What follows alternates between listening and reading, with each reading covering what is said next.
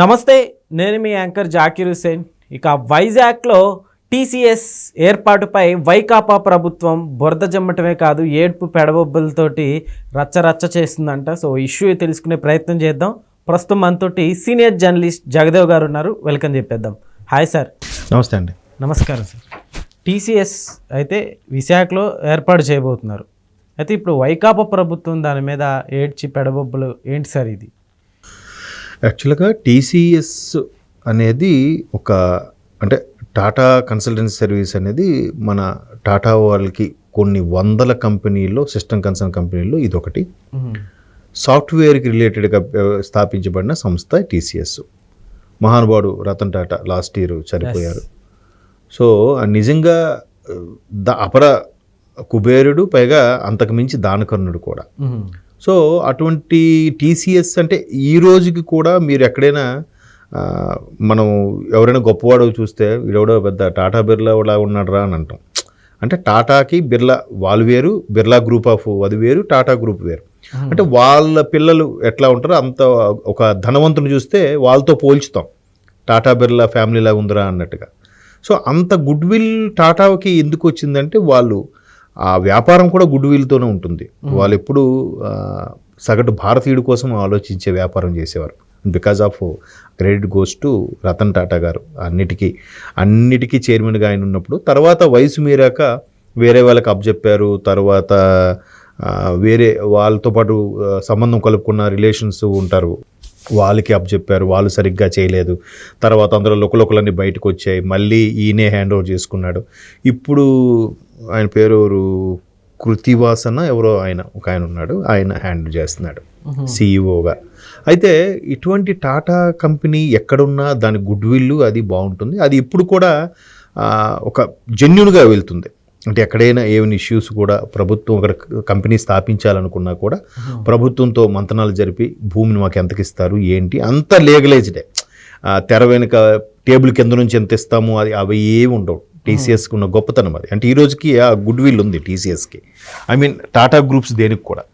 So అటువంటి టాటా సంస్థని ఆంధ్రప్రదేశ్లో పెట్టాలనే తాపత్రయంతో చంద్రబాబు నాయుడు గారు కానీ, లోకేష్ గారు కానీ పలు విధాల వాళ్ళకి లేఖలు రాసి ప్రజెంట్ ఉన్న సీఈఓ అయిన ఎవరు కృతీసన్ అన్న కార్తికేయన సంథింగ్ ఏదో వస్తుంది పేరు, ఆయన కూడా కలిసి ప్రజెంటేషన్ ఇచ్చి పెట్టాలి. ఎందుకంటే ఉమ్మడి ఆంధ్రప్రదేశ్లో హైదరాబాదు ఐటీ హబ్గా ఎంత డెవలప్ అయిందో అంత చూసాము.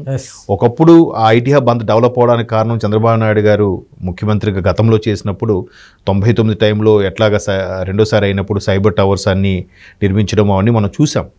సో అప్పుడు కూడా చాలామంది, అంటే చాలా మేధావులు, జర్నలిస్ట్ మిత్రులు కూడా చంద్రబాబు నాయుడు దీని మీద పరుగులు పెడుతున్నాడు, ఇదేం తిండి పెడుతుందా, రైతులకి ఉచిత కరెంట్ ఇవ్వాలి, లేదంటే సాగునీరు అందించాలి, ప్రాజెక్టులు కట్టాలి, అది చేయాలి, కానీ ఇది చేస్తాడంటే ఇవేం తిండి పెడతాయా అని అన్న వ్యక్తులే ఈరోజు కరెక్టే కదా అన్నట్టుగా ఇప్పుడు ఆలోచిస్తున్నారు. బట్ అప్పుడు మాత్రం ఆయన ఆలోచన తప్పు పట్టిన వాళ్ళు వీళ్ళందరూ కూడా. సో ఇప్పుడు హైదరాబాదు తర్వాత ఎంతమంది ముఖ్యమంత్రులు వచ్చినా, కన్యాకుమారి రెడ్డి గారు కానీ, తర్వాత రాజశేఖర రెడ్డి గారు కానీ, తర్వాత కేసీఆర్ గారు కానీ, లేటెస్ట్గా రేవంత్ రెడ్డి, వీళ్ళెవరు కూడా రేవంత్ రెడ్డి గారు కానీ అప్పుడు పెట్టింది కదా అని తీసి కూల్ చేయడము, ఆ కంపెనీ వెనక్కి పంపించడం చేయలే. కాకపోతే 2014 నుంచి 19 తర్వాత 19 మధ్యలో ఏదైతే ఉమ్మడి ఆంధ్రప్రదేశ్ విడిపోయిందో అప్పుడు ఆయన విశాఖపట్నంకి ఐటీ హబ్ గాను, అమరావతిని క్యాపిటల్గా కొన్ని కంపెనీలు రావడానికి చాలా వరకు ఆయన ఎంఓఏలు అవి చేయించుకున్నాడు. బట్ ఇంకా స్టార్ట్ అవుతాయి అనుకున్న టైంకి ఆల్రెడీ కియా లాంటి కంపెనీలు అక్కడ రాయలసీమలో కానీ, లేదంటే అక్కడ చిత్తూరు దగ్గర శ్రీ సిటీలో కానీ కొన్ని కంపెనీలు స్టార్ట్ అయ్యి నడిచాయి. ఇంకా రెండోసారి ఈయన సీఎం అవ్వకుండా జగన్మోహన్ రెడ్డి గారు సీఎం అవ్వడం ఒక్కసారిగా అన్ని ఇబ్బందులకు గురైంది. మరి ఏం చెప్పారో తెలియదు కానీ ఒక్కొక్క కంపెనీ వెనక్కి వెళ్ళిపోయింది, ఎవ్వరూ ఎస్టాబ్లిష్ అవ్వలే. సో ఇప్పుడు ఏమవుతుంది, దాని బెస్ట్ ఎగ్జాంపుల్ లూలు మాల్ అని ఇక్కడ మనకి హైదరాబాద్లో పెట్టారు, ఫారం మాల్ దగ్గర. సో ఇదే లూలు మాల్ ఫస్ట్ వైజాగ్లో పెట్టాలి చంద్రబాబు నాయుడు గారి గవర్నమెంట్ హయాంలో. అది పెడతారనుకుని ఓకే అనుకున్న టైంకి జగన్మోహన్ రెడ్డి గారి గవర్నమెంట్ వచ్చింది, అది అక్కడ నుంచి వెళ్ళిపోయిన తర్వాత ఏమైంది, ఇక్కడికి వచ్చింది. ఇప్పుడు లూలు మాల్ చూశారుగా, లూలు మాల్లో ప్రత్యక్షంగా పరోక్షంగా ఎంతమంది ఆధారపడి జీవిస్తున్నారు. సో అది ఆయన చంద్రబాబు నాయుడు విజన్ అలా ఉంటుంది. అలాగా పెడితే ప్రత్యక్షంగా ఒక 1000 మంది బతికితే పరోక్షంగా ఒక 2000 మంది బతుకుతారనే కాన్సెప్ట్లో ఆయన ఉపాధి కల్పించేలాగా పెడతానికి నానా ఇబ్బందులు పడి మొత్తానికి రిక్వెస్ట్ చేసుకుంటారు. వీళ్ళు వచ్చి అన్ని వెళ్ళగొట్టారు. అదీ కాక చాలా సందర్భాల్లో వైజాగ్కి కొన్ని కంపెనీలు వచ్చినప్పుడు వెంటనే చిన్న స్టార్టప్ కంపెనీలు, బీపీఓస్ కంపెనీలు కొన్ని స్టార్ట్ అయ్యాయి. బట్ 19 తర్వాత ఒక్కొక్కటిగా పెట్టిబేడ సర్దుకొని కొన్ని చెన్నై వెళ్ళిపోయి, కొన్ని బెంగళూరు వెళ్ళిపోయి, కొన్ని కొంతవరకు అయితే ఇంకా లేదు అక్కడ స్టార్ట్ చేయట్లేదు, నోయిడా వచ్చాడు అని చెప్పారు.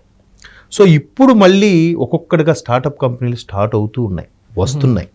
సో దాంట్లో భాగంగా టీసీఎస్కి 1-2 సార్లు కలిసి టీసీఎస్ లాంటి వెల్ నేమ్ అంటే మంచి పేరున్న కంపెనీ, సాఫ్ట్వేర్ రంగంలో కూడా ఎప్పుడూ ఒకే రకంగా నిలదొక్కునే కంపెనీ కాబట్టి అటువంటి కంపెనీ పెడితే దాన్ని చూసి అరే వైజాగ్లో టీసీఎస్ ఉందిరా మనం కూడా పెట్టొచ్చు అని మిగతా కంపెనీలు కూడా ముందుకు వస్తాయి కదా. ఇప్పుడు ఈ కూటమి ప్రభుత్వం కానీ లోకేష్ గారు కానీ అంత పాకులాడి ఇక్కడ పెట్టడానికి కారణం అదే. సో ఇప్పుడు టీసీఎస్ ఆల్మోస్ట్ ఆల్ రెడీ అయిపోయింది. ప్రభుత్వం దానికి సుమారుగా వైజాగ్లో అక్కడ 21 ఎకరాల స్థలం కూడా కేటాయించేసింది. సో దానికి ఇప్పుడు వీళ్ళకి ఏడుపు స్టార్ట్ అయింది. అరే వీళ్ళు వచ్చారు, ఇంకా డెవలప్ అయిపోతుంది, వీళ్ళు శాంక్షన్ చేసేసారు. ఈవెన్ టీసీఎస్ కావాలంటే తలుచుకుంటే కొనాలనుకుంటే కొనేయగలదు, ఎన్ని వేల కోట్లు పెట్టినా కొనగలదు. వాళ్ళు పలానా సిటీలో మనం పెట్టాలి బ్రాంచ్ అని అనుకుంటే వాళ్ళు.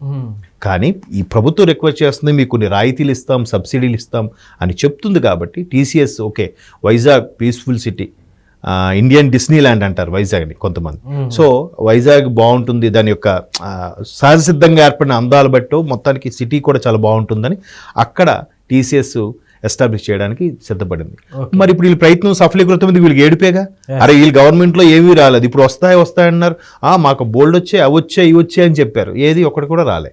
ఇప్పుడు కూటమి ప్రభుత్వం కూడా ఏం రాలేదని అంటున్నారు. ఇప్పుడు టీసీఎస్ వస్తుందిగా, శంకుస్థాపన జరిగిందంటే టీసీఎస్ ఇంకా ఆగదు. అది ఒకసారి డిసైడ్ అయిందంటే అదే అంటున్నాను, ప్రతి కంపెనీకి కొన్ని ప్రిన్సిపల్స్ ఉంటాయి, కొన్ని వాల్యూస్ ఉంటాయి. బట్ ఆ వాల్యూస్లో అందరికన్నా ఒక అడుగు ముందుకుండేది టీసీఎస్.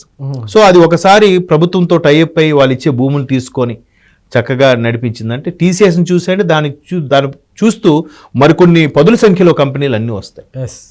చూసారా, అంటే ఆరంభం అనేది ఒక పెద్దవాడు వెళ్ళాడు అనుకోండి, అరే అంత పెద్ద కంపెనీ వెళ్ళింది అప్పుడు మనం కూడా వెళ్ళొచ్చు, అంత స్టాండర్డ్ కంపెనీ ఎస్టాబ్లిష్ అయింది కాబట్టి మనం కూడా చేయొచ్చు అనే ఒక భావన వస్తుంది. సో ఇప్పుడు అది వచ్చింది కాబట్టి ఇప్పుడు వీళ్ళు ఇంకా కులుకుంటారు కదా, అరే మన టైంలో రాలేదు. ఇప్పుడు వీళ్ళు కూడా పథకాలు అని వెంటపడ్డారు. కానీ ఒక 2-3 కంపెనీలు తెచ్చిపడేసి అందరికీ ఉపాధి కల్పించి వాళ్ళకి ఉద్యోగాలు కల్పించి ఉంటే బ్రహ్మాండంగా ఉండేది కదా. ఎవరు చేయొద్దన్నారు? ఎవరైనా అడ్డుకున్నారా? ఎవరైనా వద్దన్నారా? ఇదే చంద్రబాబు నాయుడు గారు సైబర్ టవర్స్ హైదరాబాద్లో కట్టినప్పుడు తర్వాత వాళ్ళు కొనసాగించారు తప్ప ఎక్కడా కూల్చేయలే.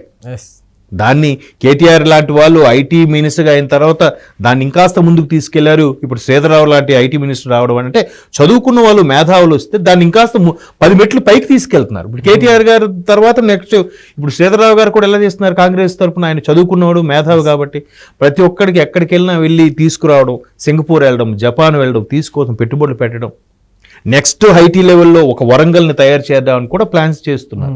అది కదా అభివృద్ధి అంటే.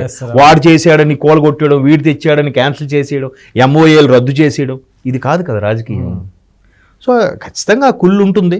ఇంక మీరు నెక్స్ట్ 1 yearలో అది వాళ్ళు టీసీఎస్లు తలుచుకుంటే ఒక 6 నెలల్లో మొత్తం బిల్డింగ్ లేపేస్తారు, వర్క్ స్టార్ట్ అయిపోతాయి. సుమారుగా 1000 మంది ఎంప్లాయీస్ కెపాసిటీ ఉన్న ఇది స్టార్ట్ అవబోతుందంట. చూద్దాం.